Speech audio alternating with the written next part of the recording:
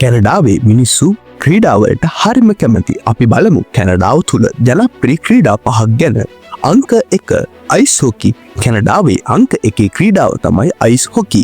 ශීත කාලේ අයිස් මත ලිස්සමින් කරන මේ ක්‍රීඩාව ජාතික ශීත ක්‍රීඩාව ලෙසත් කැනේඩියානුවන් හඳුන්වනවා. අංක 2 ලැක්‍රෝස්. කැනඩාවේ ජාතික ගිම්හාන ක්‍රීඩාව තමයි ලැක්‍රෝස්.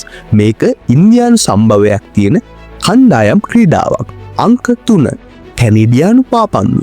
ඇමරිකානු පාපන්දුවට සමානයි. හැබැයි නීති ටිකක් වෙනස්. ගොඩක් කැනේඩියානුව මේ ක්‍රීඩාව බලන්න කැමති. මේකට ලීග් තරඟාවලි තියෙනවා. අංක 4 බේස්බෝල්. ගිම්හාන කාලයේදී ගොඩක් ජනප්‍රිය ක්‍රීඩාවක්. කැනඩාවට මේ ක්‍රීඩාවේ කණ්ඩායමක් තියෙනවා. අංක 5 පැසිපන්දු. මේ ක්‍රීඩාවත් ටිකෙන් ටික ජනප්‍රිය වෙමින් පවතිනවා. ටොරන්ටෝ රැප්ටර්ස් හොඳින් ක්‍රීඩා කරන නිසා ගොඩක් අය මේකට කැමතියි. අවසාන වශයෙන් කැනඩාවේ මේ ජනප්‍රිය ක්‍රීඩා බලන්නත් කරන්නත් ගොඩක් කැනේඩියානුවන් කැමතියි.